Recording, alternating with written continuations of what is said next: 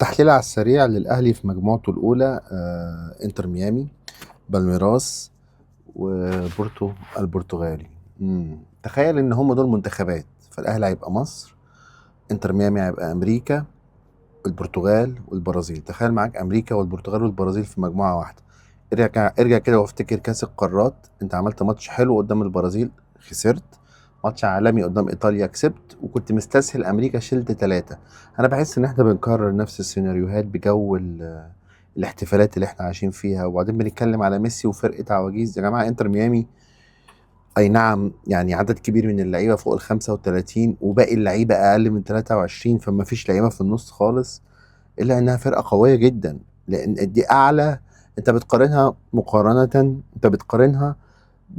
بالفرق القوية، يعني بيقارنها ببرشلونة وفرق اوروبا. لا، انت قارنها بفرقنا احنا يا جماعة بنلعب في الدوري المصري والله.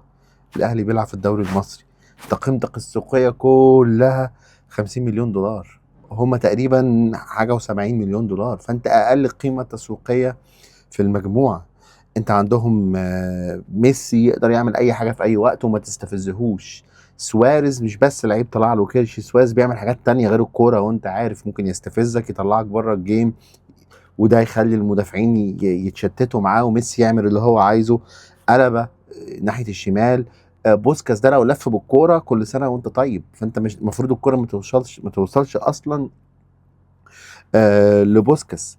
وبعدين يا اخي احنا كنا مستهترين بفرقه اسمها ايه، فلومينسي، في كاس العالم للانديه قبل الاخير اللي كان فيها ميسي، وقلنا ميسي بكرش جم قطعونا احنا، يعني ضيعنا جوان بالهبل.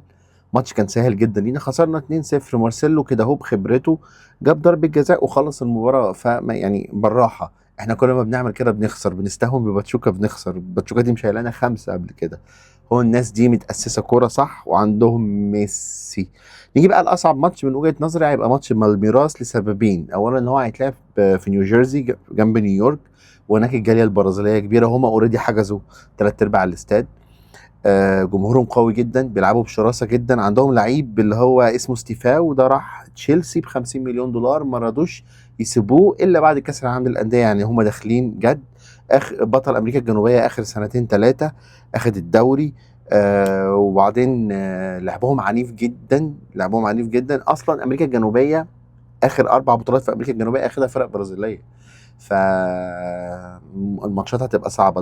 البورتو في البرتغال يعني ما كانش احسن حاجه في اوروبا السنه دي، لكنه بيلعب في دوري ابطال اوروبا، اتاهل لكاس العالم للانديه بالنقاط، وهو المرشح الاول لتصدر المجموعه. انت بتتكلم في ايه؟ اتمنى ان احنا نكسب الماتش الاولاني. انا مش شخصيا مش متفائل.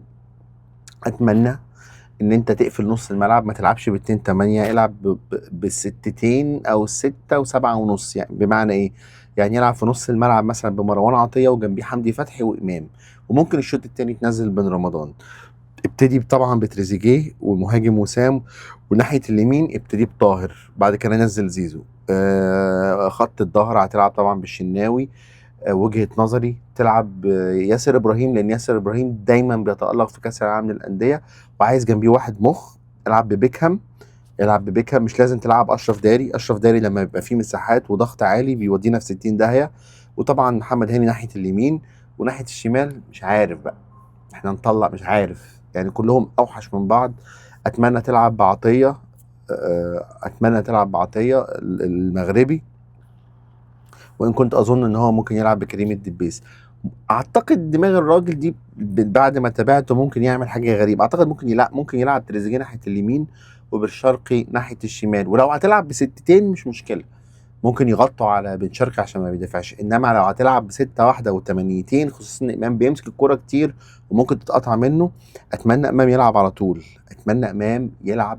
على طول. ودي بقولها كتير. ان شاء الله نكسب. انا يعني ان شاء الله نكسب، مش عايز افول. عامه البطوله دي يا جماعه احنا حققنا الهدف خلاص، احنا خدنا الماركتينج وخدنا الفلوس، وان شاء الله هناخد فلوس كتيره. لو كسبت ماتش هتاخد 2 مليون دولار، لو اتعادلت هتاخد مليون دولار، فانت كسبان. لو اتأهلت للدور ال 16 هتاخد 7 مليون دولار فوق كل ده. فانت بتتكلم في ايه غير العروض اللي هتيجي لبعض اللعيبه؟ عامه انا بتفرج على البطوله دي، انا مش عايز اقلق، انا عايز اتبسط. ما تشغلش بالك بالزملكاويه، بتشغلش بالك باللي عايز يعكنن عليك ويضرب كرسي في الكلوب. افرح افرح افرح، زي ما قال كابتن خالد الغندور قبل كده، انبسط انبسط انبسط. ان شاء الله هنكسب. ما تنساش تعمل سبسكرايب ولايك وسلام.